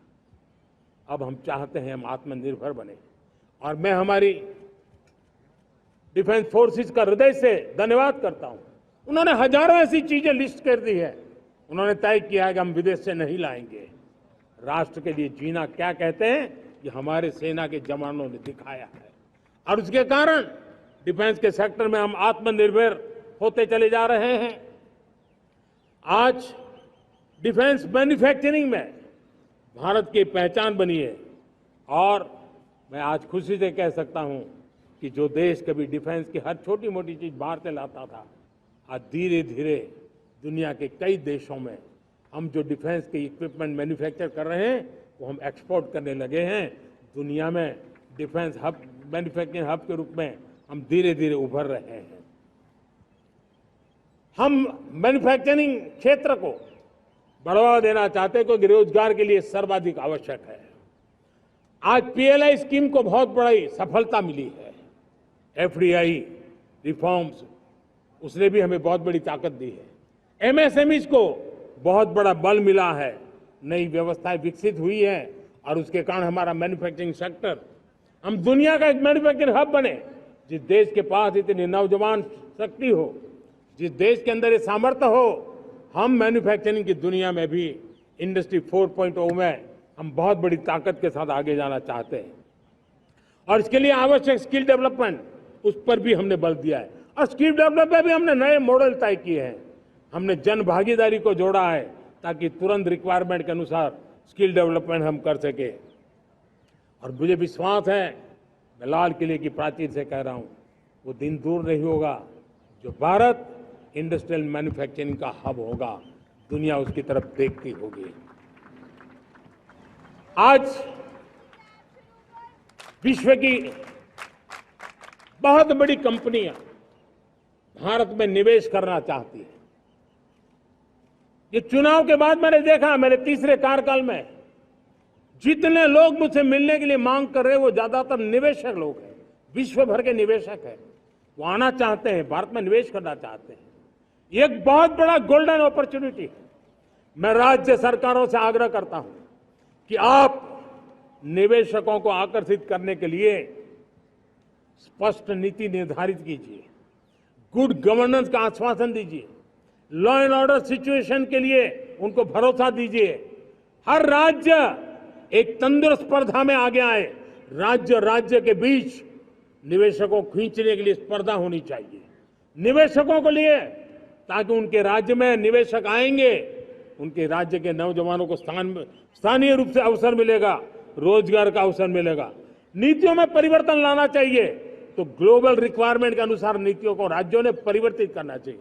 लैंड की आवश्यकता है तो राज्यों ने लैंड बैंक बनानी चाहिए। गुड गवर्नेंस सिंगल पॉइंट पर काम करने के लिए राज्य जितने प्रोएक्टिव होंगे, जितने ज्यादा प्रयास करेंगे, जो निवेशक आ रहे हैं वो कभी भी वापस नहीं जाएंगे। सिर्फ भारत सरकार से काम ये होता नहीं है, राज्य सरकारों की बहुत बड़ी आवश्यकता होती है, क्योंकि जो भी प्रोजेक्ट लगने वाला है उस राज्य में लगने वाला है, उसको हर राज्य के साथ रोजमर्रा का काम पड़ता है। और इसलिए मैं राज्यों से आग्रह करूंगा कि जब विश्व पूरा भारत की तरफ आकर्षित हो रहा है, विश्व पूरा भारत में निवेश करने के लिए प्रतिबद्ध हो रहा है, तब ये हमारा दायित्व बनता है कि हमारी पुरानी आदतें छोड़ करके स्पष्ट नीति के साथ हम आगे आए। देखिए, आपको परिणाम अपने राज्य में दिखाई देगा और आपका राज्य भी चमक उठेगा, ये मैं आपको विश्वास देता हूं। साथियों, भारत अपनी बेस्ट क्वालिटी के लिए पहचानी जाए, ये बहुत जरूरी है। अब विश्व के लिए हमें डिजाइन ऑफ इंडिया का क्षेत्र, डिजाइन इन इंडिया, इस पर हमने बल देना है। हमें कोशिश करनी है अब इंडियन स्टैंडर्ड इंटरनेशनल स्टैंडर्ड बनने चाहिए। इंडियन स्टैंडर्ड इंटरनेशनल स्टैंडर्ड बनेंगे तब हमारी हर चीज को सहजता से मोहर लग जाएगी। और ये हमारे प्रोडक्शन की क्वालिटी पर निर्भर करेगा, हमारी सेवा की क्वालिटी पर निर्भर करेगा, हमारे अप्रोच की क्वालिटी पर निर्भर करेगा। और इसलिए हमें क्वालिटी पर बल देकर के आगे बढ़ना है। हमारे पास टैलेंट है, डिजाइन के क्षेत्र में हम दुनिया को बहुत कुछ नया दे सकते हैं। डिजाइन इन इंडिया, इस आह्वान को लेकर के हमें अब आगे चलना है। Design in India and design for the world, इस सपने को लेकर के चलना है। मैं देख रहा हूं गेमिंग की दुनिया का बहुत बड़ा मार्केट खड़ा हुआ है, लेकिन आज भी गेमिंग की दुनिया पर प्रभाव, खास करके उन खेलों को बनाने वाले लोग, प्रोडक्ट करने वाले लोग, विदेशी कमाई होती। भारत के पास बहुत बड़ी विरासत है, हम गेमिंग की दुनिया में बहुत नई टैलेंट को लेकर के आ सकते हैं। विश्व के हर बच्चे को हमारे देश के बनी हुई गेमिंग की ओर आकर्षित कर सकते हैं। मैं चाहता हूं कि भारत के बच्चे, भारत के नौजवान, भारत के आईटी प्रोफेशनल्स, भारत के एआई के प्रोफेशनल्स, वे गेमिंग की दुनिया को लीड करें। खेलने में नहीं, गेमिंग की दुनिया में हमारे प्रोडक्ट पूरे विश्व में पहुंचने चाहिए और पूरी दुनिया में हमारे एनिमेटर्स काम कर सकते हैं। एनिमेशन की दुनिया में हम अपनी दाग जमा सकते हैं। हम उस दिशा में काम करें। मेरे प्यारे देशवासियों, आज विश्व के अंदर ग्लोबल वार्मिंग, क्लाइमेट चेंज हर क्षेत्र में चिंता और चर्चा का विषय रहता है। भारत ने उस दिशा में काफी कदम उठाए हैं। हम विश्व को आश्वस्त करते रहे हैं और शब्दों से नहीं, अपने कार्यों से, प्राप्त परिणामों से हमने विश्व को आश्वस्त भी किया है और विश्व को आश्चर्यचकित भी किया है। हम ही हैं जिन्होंने सिंगल यूज प्लास्टिक पर प्रतिबंध लगाया है। हमने रिन्यूएबल एनर्जी पर विस्तार किया है। हमने रिन्यूएबल एनर्जी को एक नई ताकत दी है। आने वाले कुछ वर्षों में हम नेट जीरो फ्यूचर की ओर आगे बढ़ रहे हैं। मुझे याद है पेरिस अकॉर्ड में जिन देशों ने अपने लक्ष्य निर्धारित किए थे, आज मैं लाल किले की प्राचीर से मेरे देशवासियों की ताकत दुनिया को बताना चाहता हूं। G20 देश के समूह जो नहीं कर पाए वो मेरे देश के नागरिकों ने करके दिखाया है। मेरे देशवासियों ने करके दिखाया है। हिंदुस्तान ने करके दिखाया है। पेरिस अकॉर्ड के अंदर जो टारगेट हमने तय किए थे, उन टारगेट को समय से पहले पूरा करने वाला G20 देशों के समूह में अगर कोई है तो एकमात्र मेरा हिंदुस्तान है, एकमात्र मेरा भारत है। और इसलिए गर्व होता है साथियों। रिन्यूएबल एनर्जी के टारगेट हमने पूरे, हम 2030 तक रिन्यूएबल एनर्जी को 500 गीगावाट तक ले जाने के लिए मकसद से काम किया। आप कल्पना कर सकते हैं कि कितना बड़ा लक्ष्य है। दुनिया के लोग सिर्फ 500 गीगावाट शब्द सुनते हैं ना तो मेरी तरफ ऐसे ऐसे देखते हैं। लेकिन आज मैं विश्वास से कह रहा हूं देशवासियों को कि इस लक्ष्य को भी हम पूरा करके रहेंगे और ये मानव जाति की भी सेवा करेगा, हमारे भविष्य की भी सेवा करेगा, हमारे बच्चों के उज्जवल भविष्य की गारंटी बनेगा। हमने 2030 तक हमारी रेलवे को नेट जीरो एमिशन का लक्ष्य लेकर के हम चल रहे हैं। साथियों, पीएम सूर्य घर मुफ्त बिजली योजना उसको एक नई ताकत देने वाली है और ये बदलाव का फल मेरे देश के सामान्य परिवार को मिला, विशेष करके मेरे मध्यम वर्ग को मिलेगा जब उसका बिजली का बिल मुक्त हो जाएगा। इलेक्ट्रिक व्हीकल उसकी मांग बढ़ती जा रही है। जब पीएम सूर्य घर योजना से वो बिजली उत्पादन करता है सूर्य से, तो उसका व्हीकल का प्रवास का खर्चा भी वो कम कर सकता है।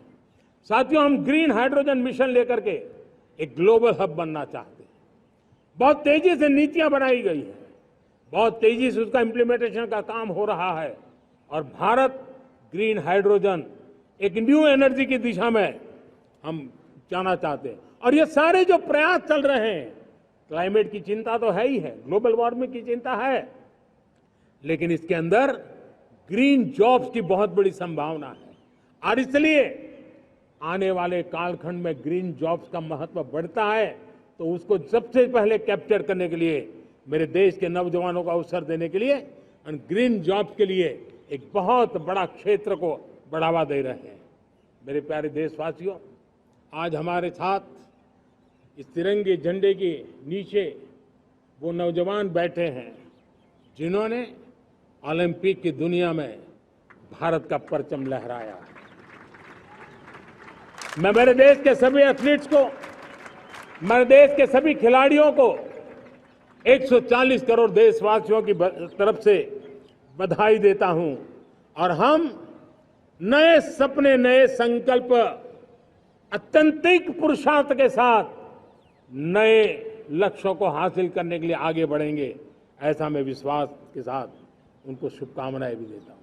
आने वाले कुछ दिनों में भारत के एक बहुत बड़ा दस्ता पैरालंपिक के लिए पेरिस जाने के लिए रवाना होगा।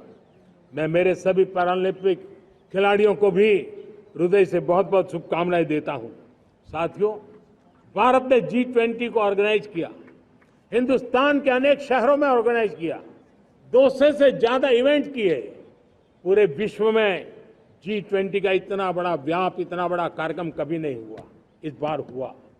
इसने एक बात सिद्ध कर दी है कि भारत में बड़े से बड़े काम, कार्यक्रम ऑर्गेनाइज करने की ताकत है। भारत को किसी कोई भी हॉस्पिटैलिटी का सामर्थ्य भारत में सबसे ज्यादा है। अगर ये सिद्ध हो चुका है तो साथियों, हिंदुस्तान का सपना है कि 2036 में जो ओलंपिक होगा वो मेरे हिंदुस्तान की धरती पर हो। इसके लिए हम तैयारी कर रहे हैं, उसके लिए हम आगे बढ़ेंगे। साथियों, समाज के आखिरी तबके के जो लोग हैं, ये हमारा सामाजिक दायित्व है।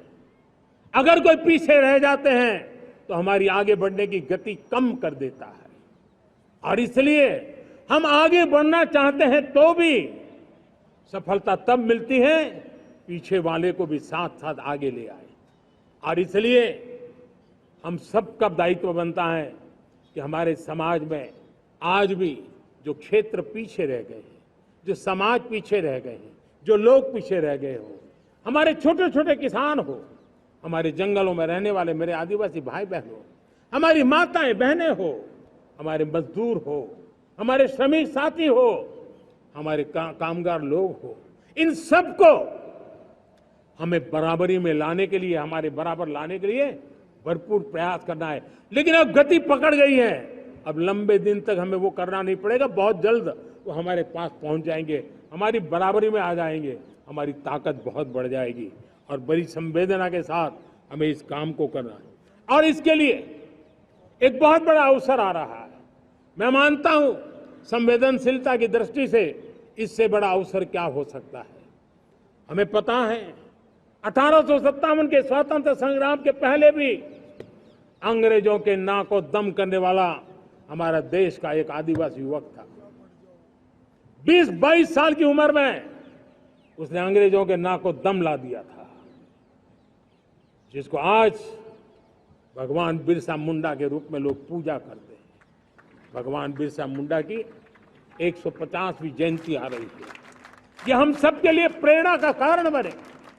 समाज के प्रति छोटा सा छोटा व्यक्ति भी देश के लिए कैसी जज्बात रखता है, उससे बड़ी प्रेरणा भगवान बिरसा मुंडा से अधिक कौन हो सकता है। आइए हम भगवान बिरसा मुंडा की 150वीं जयंती जब मनाएं, संवेदनशीलता का हमारा व्याप बढ़े, समाज के प्रति हमारा ममभाव बने। हम समाज के हर व्यक्ति को, गरीबों को, दलित को, पिछड़ों को, आदिवासियों को, हर एक को हम अपने साथ लेकर के चले। इस संकल्प को लेकर के चलना है। मेरे प्यारे देशवासियों, हम संकल्प के साथ तो बढ़ तो रहे हैं, बहुत आगे बढ़ रहे हैं, लेकिन ये भी सच है कि कुछ लोग होते हैं जो प्रगति देख नहीं सकते। कुछ लोग होते हैं जो भारत का भला सोच नहीं सकते हैं। जब तक खुद का भला न हो तब तक उनको किसी का भला अच्छा नहीं लगता है। ऐसी विकृत मानसिकता से भरे हुए लोगों की कमी नहीं होती है। देश को ऐसे लोगों से बचना होगा। वे निराशा की गर्त में डूबे हुए लोग हैं।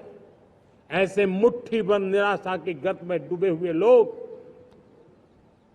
जब उनके गोद में विकृति पलती है तब वो विनाश का कारण बन जाती है, सर्वनाश का कारण बन जाती है, एनार्की का मार्ग ले लेती है, और तब देश को इतनी बड़ी हानि हो जाती है जिसकी भरपाई करने में हमें नए सिरे से मेहनत करनी पड़ती है। इसलिए ऐसे जो छुटपुट निराशावादी तत्व होते हैं, वो सिर्फ निराशा इतना नहीं है, उनकी गोद में विकृति पल रही है। ये विकृति विनाश के, सर्वनाश के सपने देख रही है, ताने बाने जोड़ने की प्रयासों में लगी हुई है। देश को इसे समझना होगा। लेकिन मैं देशवासियों को कहना चाहता हूं कि हमारी नेक नीयत से, हमारी ईमानदारी से, राष्ट्र के प्रति हमारे समर्पण से हम सारी परिस्थितियों के बावजूद भी विपरीत मार्ग पर जाने वालों के लिए भी उनके भी दिल जीत करके हम देश को आगे बढ़ने के हमारे संकल्प में कभी भी पीछे नहीं हटेंगे, ये मैं विश्वास दिला चाहता हूं। साथियों, चुनौतियां हैं, अनगिनत चुनौतियां हैं। चुनौतियां भीतर भी है, चुनौतियां बाहर भी है।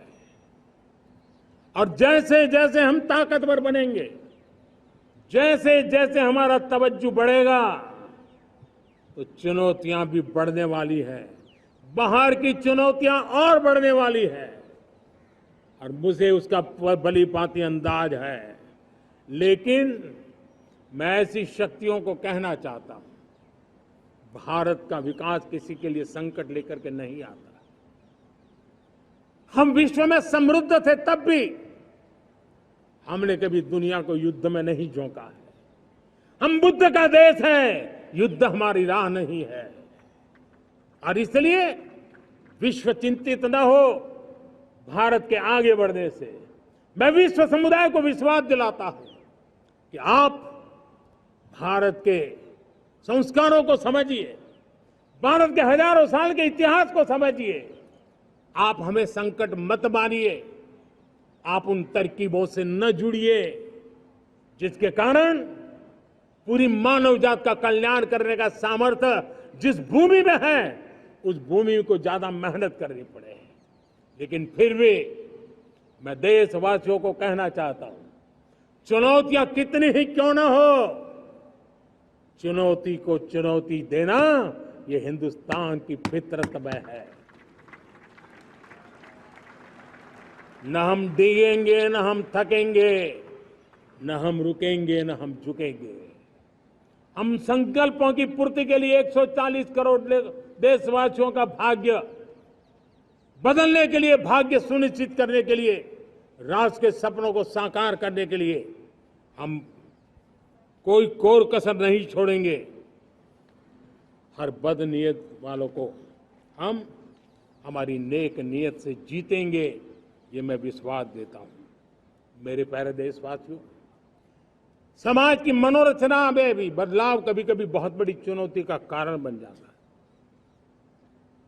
हमारा हर देशवासी भ्रष्टाचार की दिमक से परेशान रहा है। हर स्तर के भ्रष्टाचार ने सामान्य मानवीय का व्यवस्थाओं के प्रति विश्वास तोड़ दिया है। उसको अपनी योग्यता, क्षमता का प्रति अन्याय की जो गुस्सा होता है, वो राष्ट्र की प्रगति में नुकसान करता है। और इसलिए हमने व्यापक रूप से भ्रष्टाचार के खिलाफ एक जंग छेड़ा है। मैं जानता हूं इसकी कीमत मुझे चुकानी पड़ती है, मेरी प्रतिष्ठा को चुकानी पड़ती है, लेकिन राष्ट्र से बड़ी मेरी प्रतिष्ठा नहीं हो सकती है, राष्ट्र के सपनों से बड़ा मेरा सपना नहीं हो सकता। और इसलिए ईमानदारी के साथ भ्रष्टाचार के खिलाफ मेरी लड़ाई जारी रहेगी, तीव्र गति से जारी रहेगी और भ्रष्टाचारियों पर कार्रवाई जरूर होगी। मैं भ्रष्टाचारियों के लिए भय का वातावरण पैदा करना चाहता हूं, ताकि देश के सामान्य नागरिक को लूटने की जो परंपरा बनी है, उस परंपरा को मुझे रोकना है। लेकिन सबसे बड़ी नई चुनौती आई, भ्रष्टाचारियों से निपटना तो है ही, लेकिन समाज जीवन में उच्च स्तर पर एक जो परिवर्तन आया है, वो सबसे बड़ी चुनौती भी है और एक समाज के लिए सबसे बड़ी चिंता भी है। क्या कोई कल्पना कर सकता है कि मेरे ही देश में इतना महान संविधान हमारे पास होने के बावजूद भी कुछ ऐसे लोग निकल रहे हैं जो भ्रष्टाचार का महिमा मंडन कर रहे हैं, खुलेआम भ्रष्टाचार का जय जयकार कर रहे हैं।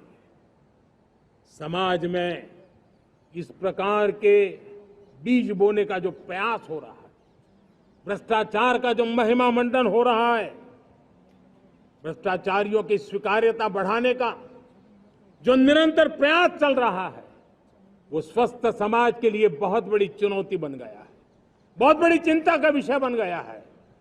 भ्रष्टाचारियों के प्रति समाज में दूरी बनाए रखने से ही किसी भी भ्रष्टाचारी को उस रास्ते पर जाने से डर लगेगा।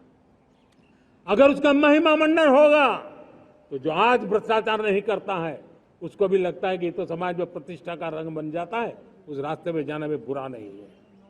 मेरे प्यारे देशवासियों, बांग्लादेश में जो कुछ भी हुआ है उसको लेकर पड़ोसी देश के नाते चिंता होना, मैं इसको समझ सकता हूं। मैं आशा करता हूं कि वहां पर हालात जल्द ही सामान्य होंगे। खास करके 140 करोड़ देशवासियों की चिंता कि वहां हिंदू, वहां के अल्पसंख्यक, उस समुदाय की सुरक्षा सुनिश्चित हो। भारत हमेशा चाहता है कि हमारे पड़ोसी देश सुख और शांति के मार्ग पर चले। शांति के प्रति हमारा कमिटमेंट है, हमारे संस्कार है। हम आने वाले दिनों में बांग्लादेश की विकास यात्रा में हमेशा हमारा शुभचिंतन ही रहेगा, क्योंकि हम मानव जाति की भलाई सोचने वाले लोग हैं। मेरे प्यारे देशवासियों, हमारे संविधान को 75 वर्ष हो रहे हैं। भारत के संविधान के 75 वर्ष की यात्रा देश को एक बनाना, देश को श्रेष्ठ बनाने में बहुत बड़ी भूमिका रही है। भारत के लोकतंत्र को मजबूती देने में हमारे देश के संविधान की बहुत बड़ी भूमिका रही। हमारे देश के दलित, पीड़ित, शोषित, वंचित को सुरक्षा देने का बहुत बड़ा काम हमारे संविधान ने किया है। अब जब संविधान के 75 वर्ष हम मनाने जा रहे हैं, तब हम देशवासियों ने संविधान में निर्दिष्ट कर्तव्य के भाव पर बल देना बहुत जरूरी है। और जब मैं कर्तव्य की बात करता हूं, तब मैं सिर्फ नागरिकों पर बोझ बनाना नहीं चाहता। कर्तव्य केंद्र सरकार के भी है, कर्तव्य केंद्र सरकार के हर मुलाजिम के भी है, कर्तव्य राज्य सरकारों के भी है, राज्य सरकार के हर मुलाजिम के हैं, कर्तव्य हर स्थानीय स्वराज संस्था के हैं, चाहे पंचायत हो, नगर पालिका हो, महानगर पालिका हो, तहसील हो, जिला हो, हर किसी के कर्तव्य है। लेकिन साथ साथ 140 करोड़ देशवासियों की कर्तव्य है। अगर हम सब मिल करके अपने कर्तव्यों का निर्वाह करेंगे तो हम अपने आप औरों के अधिकारों की रक्षा करने के लिए निमित्त बनेंगे। और जब कर्तव्य का पालन होता है तब अधिकारों की रक्षा निहित होती है, उसके लिए कोई अलग से प्रयास करने की जरूरत नहीं पड़ जाती है। मैं चाहता हूं कि हमारे इस भाव को लेकर के हम चलेंगे, हमारा लोकतंत्र भी मजबूत होगा, हमारा सामर्थ्य और बढ़ेगा और हम एक नई शक्ति के साथ आगे बढ़ेंगे। मेरे प्यारे देशवासियों, हमारे देश में सुप्रीम कोर्ट ने बार बार यूनिफॉर्म सिविल कोड को लेकर जो चर्चा की है, अनेक बार आदेश दिए हैं, क्योंकि देश का एक बहुत बड़ा वर्ग मानता है और उसमें सच्चाई भी है कि जिस सिविल कोड को हम लेकर के जी रहे हैं, वो सिविल कोड सचमुच में तो एक प्रकार का कम्युनल सिविल कोड है, भेदभाव करने वाला सिविल कोड है। ऐसे सिविल कोड से जब संविधान के 75 वर्ष मना रहे हैं और संविधान की भावना भी जो हमें कहती है करने के लिए, देश की सुप्रीम कोर्ट भी हमें कहती है करने के लिए, और तब जो संविधान निर्माताओं का सपना था, उस सपने को पूरा करना हम सबका दायित्व है। और मैं मानता हूं इस गंभीर विषय पर देश में चर्चा हो, व्यापक चर्चा हो, हर कोई अपने विचारों को लेकर के आए और उन कानूनों को, जो कानून धर्म के आधार पर देश को बांटते, जो ऊंच नीच का कारण बन जाते हैं, ऐसे कानूनों को आधुनिक समाज में कोई स्थान नहीं हो सकता है।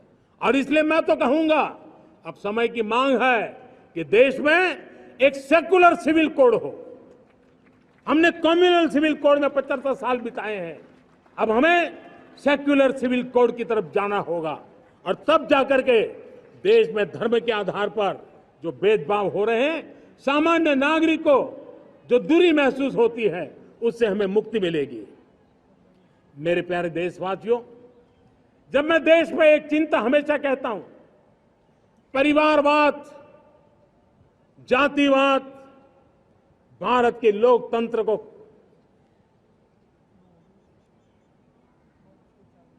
बहुत नुकसान कर रहा है। देश को, लोक राजनीति को हमें परिवारवाद और जातिवाद से मुक्ति दिलानी होगी। आज मैं देख रहा हूं मेरे सामने जो नौजवान है, उसमें लिखा हुआ है माय भारत, जिस संगठन का नाम है उसकी चर्चा लिखी है, यहां बहुत बढ़िया तरीके से लिखा हुआ है। माय भारत के अनेक मिशन है। एक मिशन ये भी है कि हम जल्द से जल्द देश में राजनीतिक जीवन में जनप्रतिनिधि के रूप में 1 लाख ऐसे नौजवानों को आगे लाना चाहते हैं। शुरुआत में 1 लाख नौजवानों को आगे लाना चाहते हैं, जिनके परिवार में किसी का भी कोई राजनीतिक बैकग्राउंड न हो, जिसके माता पिता भाई बहन चाचा मामा मामी कभी भी राजनीति में नहीं रहे, किसी भी पीढ़ी में नहीं रहे, ऐसे होनहार नौजवानों को फ्रेश ब्लड 1 लाख, चाहे वो पंचायत में आए, चाहे नगर पालिका में आए, चाहे जिला परिषदों में आए, चाहे विधानसभा में आए, लोकसभा में आए, 1 लाख नए नौजवान, कोई भी प्रकार का पूर्व का राजनीतिक इतिहास उनके परिवार का ना हो, ऐसे फ्रेश लोग राजनीति में आए ताकि जातिवाद से मुक्ति मिले, परिवारवाद से मुक्ति मिले, लोकतंत्र को समृद्धि मिले। और जरूरी नहीं है कि एक दल में जाए, उनको जो पसंद हो दल में जाए, वो दल में जाकर के वो जनप्रतिनिधि बनकर के आगे आए। देश तय करके चले कि आने वाले दिनों में 1 लाख ऐसे नौजवान जो परिवार राजनीति से दूर दूर का संबंध नहीं है, ऐसे फ्रेश ब्लड आएंगे तो सोच भी नहीं आएगी, सामर्थ्य भी नहीं आएगा, लोकतंत्र समृद्ध होगा। और इसलिए हमें इस दिशा में आगे होना है। और मैं चाहूंगा कि देश ने बार बार चुनाव इस देश की प्रगति में रुकावट बन रहे हैं, गतिरोध पैदा कर रहे हैं। आज कोई भी योजना को चुनाव के साथ जोड़ देना आसान हो गया है, क्योंकि हर 3 महीने 6 महीने कहीं न कहीं चुनाव चल रहा है। कोई भी योजना जाहिर करोगे आप तो मीडिया में देखेंगे, चुनाव आया तो फलाना हो गया, चुनाव आया तो फलाना हो गया। हर काम को चुनाव के रंग से रंग दिया गया है। और इसलिए देश में व्यापक चर्चा हुई है, सभी राजनीतिक दलों ने अपने विचार रखे हैं। एक कमेटी ने बहुत बढ़िया अपना रिपोर्ट तैयार किया है। 1 नेशन 1 इलेक्शन के लिए देश को आगे आना होगा। मैं लाल किले से तिरंगे की साक्षी में देश के राजनीतिक दलों से आग्रह करता हूं, देश के संविधान को समझने वाले लोगों से आग्रह करता हूं कि भारत की प्रगति के लिए, भारत के संसाधनों का सर्वाधिक उपयोग जन सामान्य के लिए हो, उसके लिए 1 नेशन 1 इलेक्शन के सपने को साकार करने के लिए हमें आगे आना चाहिए। मेरे प्यारे देशवासियों, भारत का स्वर्णिम कालखंड है। 2047 विकसित भारत, ये हमारी प्रतीक्षा कर रहा है। बाधाएं, रुकावटें, चुनौतियां, उसको परास्त करके एक दृढ़ संकल्प के साथ ये देश चलने के लिए प्रतिबद्ध है। और साथियों, मैं साफ देख रहा हूं, मेरे विचारों में कोई झिझक नहीं है, मेरे सपनों के सामने कोई पर्दा नहीं है। मैं साफ साफ देख सकता हूं कि यह देश 140 करोड़ देशवासियों के परिश्रम से, हमारे पूर्वजों का खून हमारी रगों में है। अगर वो 40 करोड़ लोग आजादी के सपनों को पूर्ण कर सकते हैं तो 140 करोड़ देशवासी समृद्ध भारत के सपने को साकार कर सकते हैं। 140 करोड़ देशवासी विकसित भारत के सपने को साकार कर सकते हैं। और मैंने पहले भी कहा था कि मेरे तीसरे टर्म में देश तीसरी इकोनॉमी तो बनेगा ही, लेकिन मैं 3 गुना काम करूंगा, 3 गुना तेज गति से काम करूंगा, 3 गुना व्यापकता से काम करूंगा, ताकि देश के लिए जो सपने हैं वो बहुत निकट में पूरे हो। मेरा हर पल देश के लिए है, मेरा हर क्षण देश के लिए है, मेरा कण कण सिर्फ और सिर्फ मां भारती के लिए है। और इसलिए 24/7 और 2047 इस प्रतिबद्धता के साथ आइए मैं देशवासियों का आह्वान करता हूं। हमारे पूर्वजों ने जो सपने देखे थे, उन सपनों को हम संकल्प बनाए, अपने सपनों को जोड़े, अपने पुरुषार्थ को जोड़े, और 21वीं सदी जो भारत की सदी है, उस सदी में स्वर्णिम भारत बना के रहें, उसी सदी में हम विकसित भारत बना के रहें और उन सपनों को पूरा करते हुए आगे बढ़े। और स्वतंत्र भारत 75 साल की यात्रा के बाद एक नए मुकाम पर बढ़ रहा है, तब हम कोई कोर कसर न छोड़े। और मैं आपको विश्वास दिलाता हूं, आपने मुझे जो दायित्व दिया है, मैं कोई कोर कसर नहीं छोड़ूंगा। मैं मेहनत में कभी पीछे नहीं रहूंगा, मैं साहस में कभी कतराता नहीं हूं, मैं चुनौतियों से कभी टकराते से डरता नहीं हूं। क्यों? क्योंकि मैं आपके लिए जीता हूं, मैं आपके भविष्य के लिए जीता हूं, मैं आप भारत माता के उज्जवल भविष्य के लिए जी रहा हूं। और उस सपनों को पूरा करने के लिए आज राष्ट्र ध्वज के छाया में, तिरंगे की छाया में दृढ़ संकल्प के साथ हम आगे बढ़े। इसी के साथ मेरे साथ बोलिए, भारत माता की।